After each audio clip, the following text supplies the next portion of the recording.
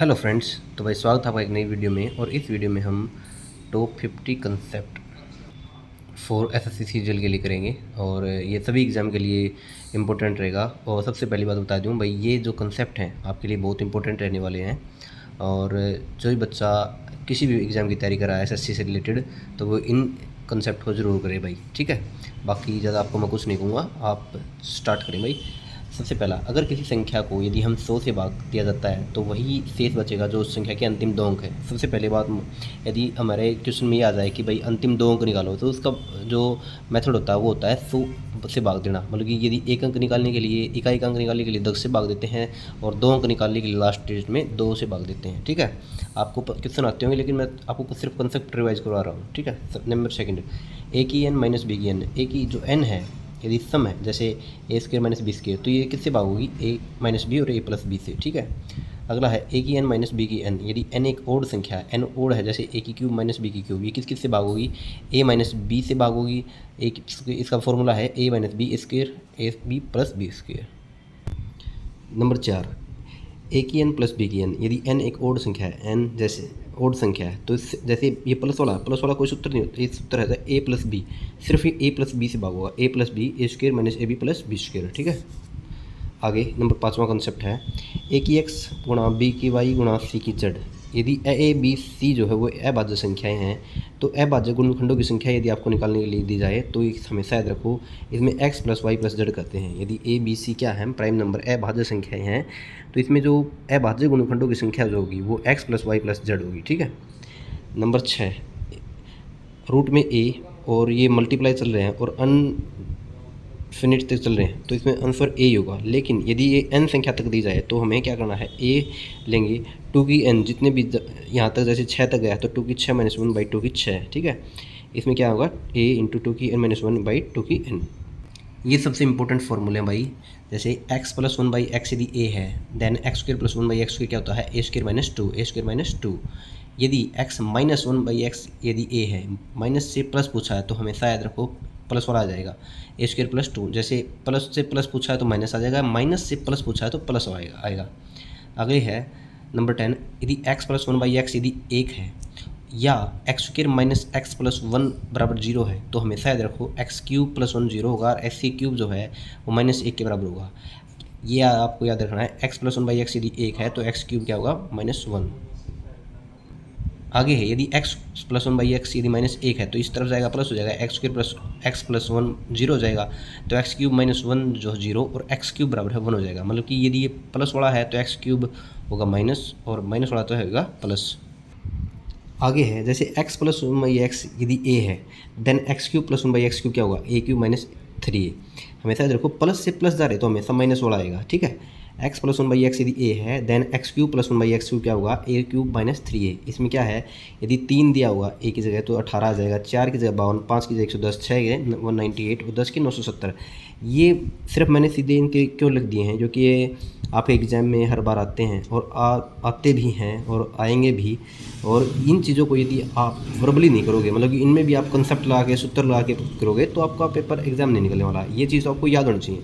जैसे अगला है, एक्स माइनस 1 बाई एक्स यदि ए है, then x cube minus 1 by x क्या होगा? माइनस से माइनस जा रहे हैं तो a cube plus 3a, a cube plus 3a। 10 से 1 30 बनेगा, 6 से 234 बनेगा, 5 से 140 बनेगा, 4 से 76, 3 से 36 और 2 से 14। ये आप बेहतरीन तरीके से कर लो भाई, क्योंकि ये बहुत इंपॉर्टेंट है। ये छोटी छोटी चीज़ें हैं। आप ही सोचोगे एग्जाम में बहुत बड़ी बड़ी चीज़ें आती हैं, बहुत बड़ी बड़ी चीज़ें नहीं आती, बहुत छोटी छोटी चीज़ें आती हैं लेकिन कन्फ्यूजिंग होती हैं। जब एग्जाम सेंटर बैठते हो तो आप माइनस की जगह प्लस और प्लस की जगह माइनस पक्का करके आते हो, ठीक है। Number 14, x plus 1 by x यदि 5 है, then x cube plus 1 by x cube, x की 5 प्लस 1 बाई एक्स की 5 हमेशा पूछते हैं। इसमें क्या फॉर्मूला लगेगा? एक्स प्लस 1 बाई एक्स से इसे निकालेंगे x square plus 1 by x square, इससे फिर निकालेंगे x cube plus 1 by x cube और माइनस कर देंगे एक्स प्लस 1 बाई एक्स जो दिया है, ठीक है। 5 की जगह करेंगे तो हम 23 आ जाएगा, कि के स्क्र माइनस 2, के क्यूब माइनस 3, 110 हो जाएगा माइनस 5, ठीक है, जो भी आंसर आएगा। Number 15, x plus 1 by x यदि रूट 3 है, then x cube plus 1 by x cube हमेशा याद रखो 0 होगा। ये फॉर्मूला होता है, ये कंसेप्ट होता है और ये एग्जाम में देखने को मिलता है। एक्स प्लस 1 बाई एक्स यदि रूट 3 है, then x cube plus 1 by x cube क्या होगा? 0 होगा, ठीक है। एक्स की 6 प्लस 1 0 और एक्स की 6 बराबर क्या होगा? -1 होगा, ठीक है।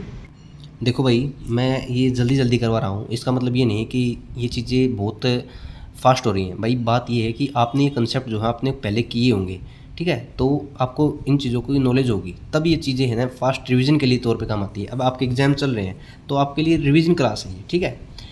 Number 16, x square plus 1/x square यदि ए दिया है, हमें बड़ी फॉर्म से नीचे छोटे वाले फॉर्म में जाना है, तो सबसे पहले अंडर रूट लगा देंगे, अंडर रूट लगा देंगे। प्लस से प्लस जाना है तो प्लस में करेंगे अंडर रूट a + 2, ठीक है। ये ध्यान रखने, ये चीज़ें फॉर्मूले सिद्ध करके दिखाना, प्रूव करके दिखाना, इसमें कोई बहादुरी नहीं है, ठीक है। आपको याद होने चाहिए, कंसेप्ट आपके टिप टॉप होने चाहिए। X square plus 1/x square यदि a है देन x प्लस 1/x होगा अंडर रूट a + 2। यदि x square plus 1/x square यदि a है देन x - 1/x होगा अंडर रूट a - 2, ठीक है। नंबर 18, ये एक जो है राइट एंगल ट्रायंगल है, इसमें ए के सामने वाली ए, बी के सामने वाली बी, सी के सामने वाली सी, तो इसमें ए बी सी, यदि पी जो है पी जो होगा वो ए बी बटे सी होगा, ठीक है। और हमेशा देखो 1/p² जो होगा लास्ट में कंसेप्ट निकल के आता है 1/b² + 1/a²।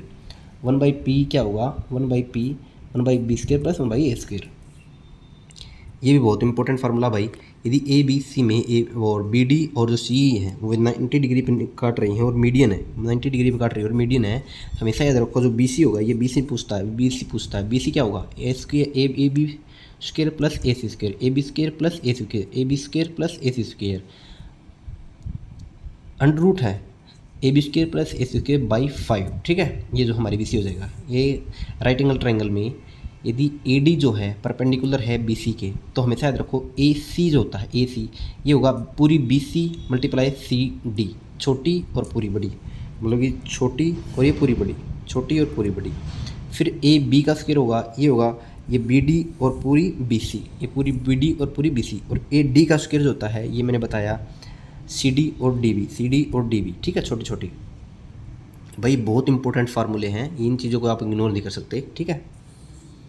नंबर 21, हमेशा याद रखो ए बी सी एक ट्रायंगल है, इसमें ए बी और बी सी पैरेलल हैं, ए बी और ए डी और डी सी, ये डी सी पैरेलल है, मतलब कि इसमें बी डी जो है कई समद्विबाहु त्रिभुज है, ये समद्विबाहु समकोण त्रिभुज है। समद्विबाहु समकोण त्रिभुज में जो बी डी होता है वो मीडियन भी होता है, हाइट भी होता है, लंब द्विभाजक भी होता है, कोण द्विभाजक भी होता है, लंब केंद्र और परिकेंद्र की दूरी भी होती है, ठीक है, बीच की दूरी होती है, ठीक है। आगे बात करते हैं नंबर 22, भाई हमेशा याद रखो एक कोई भी सर्कल है उसमें दो इसी वाई काट रही हैं, तो ए ई और ई बी, ए ई और ए बी और सी ई और डी ई का मल्टीपल बराबर होता है, ए ई और ए बी का मल्टीपल बराबर है सी ई मल्टीप्लाई डी ई, ठीक है। ये हमारी देख लो भाई, ये बहुत ज़रूर फॉर्मूला आता है। ए बी इसमें क्या होगा, बाहर जाके मिल रही है सब से tangent, A B multiply A C, A B multiply A C, छोटी मल्टीप्लाई पूरी बड़ी, बराबर क्या होगा A D multiply A E, A D multiply A D A E, ठीक है।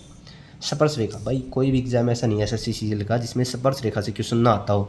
यदि कोई भी शिफ्ट, यदि कोई भी एग्जाम ऐसा हो जिसमें स्पर्श रेखा से रिलेटेड क्वेश्चन ना आया हो तो मैं आपको लिख के दे सकता हूँ, ठीक है। स्पर्श रेखा हमेशा याद रखो ये होता है अनुस्पर्शीय उभयनिष्ठ स्पर्श रेखा, अनुस्पर्शीय मतलब कि सीधी, ठीक है। इसमें आर और आर ये होगी, ये बीच की दूरी डी होगी। ए बी पूछेंगे, तो ए बी क्या होता है d square minus r square, एक सीधी याद करने की ट्रिक है, इसमें सीधी होती है, ये सीधी होती है, सीधी मतलब सभी जगह माइनस, इसमें एक छोटा प्लस का निशान बनता है, मतलब कि ए और बी अनुप्रस्थ उभयनिष्ठ स्पर्श रेखा में, ठीक है, ट्रांसवर्स में। और इसमें ये भी होता है जो D square minus R plus R का square, D square minus R plus R का स्क्वायर। और ये होती है, इसमें दोनों बाहर भारी तौर पर स्पर्श कर रहे हैं तो आर प्लस आर जुड़ जाएगा इसमें, तो क्या होगा ए बी क्या होगा 2 × अंडर रूट आर आर, मतलब कि बड़ा आर छोटा R1 R2 भी कर सकते हो, 2 × R1 R2, ठीक है। ये ट्रिग्नोमेट्री का कंसेप्ट भाई कोई भी एग्जाम ऐसा नहीं है जिसमें ट्रिग्नोमेट्री के ये कंसेप्ट आपके पेपर में ना आते हों। यदि दो सम का एंगल 90 डिग्री बनना है, यदि a + b जो है 90 डिग्री है, यदि a + b जो है 90 डिग्री है, हमेशा याद रखो ये कौन से शिफ्ट में ये आते ही आते हैं। जैसे sine square a + sine square b एक होगा, sine square a + sine square b एक होगा। यदि 90 डिग्री है, जैसे साइन स्क्वायर 60 + साइन स्क्वायर 30, ये हमेशा एक होगा। Cos square a + cos square b एक होगा। साइन a × सेक b 1 होगा, साइन a × सेक b 1 होगा, क्योंकि सेक a बराबर है 1/कोस होता है, ठीक है। कोस a बराबर कोस सेक b 1 होगा। Tan a × tan b, cot a × cot b, sine a की वैल्यू कोस b के बराबर होगी, टेन a की वैल्यू कोट b के बराबर होगी, कोस सेक a की वैल्यू सेक a के बराबर सेक b के बराबर होगी। एक बार वो देखते हैं, जैसे इसमें ये है कि यदि कोई भी दो सम है, ट्रिग्नोमेट्री में ए प्लस बी यदि 90 डिग्री, ये आपके टिप्स पे याद होना चाहिए भाई। जैसे साइन स्क्वायर ए प्लस साइन स्क्वायर बी कितना होगा 1, cos square A plus cos square B 1, sine A into sec B 1, cos A cosec B 1, tan A tan B 1, cot A cot B 1, sine A बराबर है cos B, tan A बराबर है cot B, और cosec A बराबर है सेक B. ठीक है, अगले ये फॉर्मूले हैं sine into sine 60 minus theta sine 60 plus theta, इसका फॉर्मूला होता है 1/4 साइन थीटा 1/4 साइन 3 थीटा। ठीक है, और cos into cos 60 minus theta cos 60 plus theta, इसका फॉर्मूला होता है 1/4 कोस 3 थीटा 1/4 कोस 3 थीटा, और 10 इंटू 10 60 प्लस थीटा क्या होता है 10 3 थीटा, और इसमें भी ये भी आएगा 10 into 10 60 minus theta 10 60 plus theta 10 3 theta. ये जरूरी ये आपको याद होना चाहिए।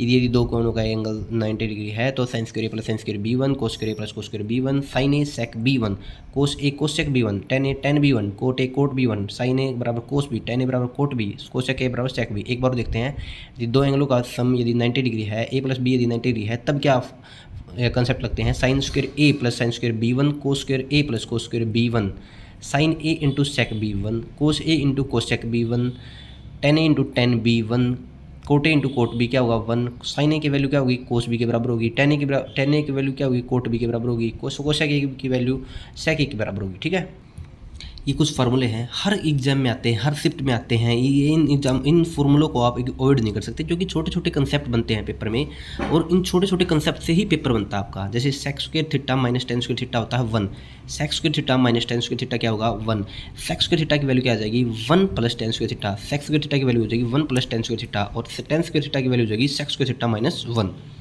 इसमें sec theta plus tan theta, sec theta minus tan theta का जो फॉर्मूला होगा वो 1 होगा, क्योंकि sec square theta minus tan square theta 1 है। जैसे A square minus B square 1 है, तो A plus B A minus B क्या होगा 1। इसमें सेक माइनस टेन की वैल्यू जो है 1 by sec theta plus tan theta, और sec theta plus tan theta की वैल्यू होगी 1 by sec theta minus tan theta. इसमें अगला फार्मूला है cosec square theta minus cot square theta क्या होगी 1, cosec square theta minus cot square theta क्या होगा 1, कोसेक स्क्वायर थीटा की वैल्यू आ जाएगी इसमें 1 प्लस कोट स्क्वायर थीटा, और कोट स्क्वायर थीटा की वैल्यू होगी कोसेक स्क्वायर थीटा माइनस 1। यही वैसे है कोसेक माइनस कोट और कोसेक प्लस कोट 1 होता है। ठीक है, यही फार्मूले हैं। जैसे sine square theta plus cos square theta क्या होता है 1 होता है, cosine square theta plus cos square theta क्या होगा 1, साइन स्क्वायर थीटा क्या होगा 1 minus cos square theta, sine square theta की वैल्यू क्या होगी 1 माइनस कोस स्क्वायर थीटा, और कोस स्क्वायर थीटा की वैल्यू होगी 1 minus sine square theta. 1 plus sine theta 1 minus sine theta क्या होगा 1 minus sine square theta, 1 minus sine square theta की value होता है कोस स्क्वायर थीटा। ये आपको रटे हुए होने चाहिए, टिप्स में होने चाहिए, कंसेप्ट क्लियर होने चाहिए।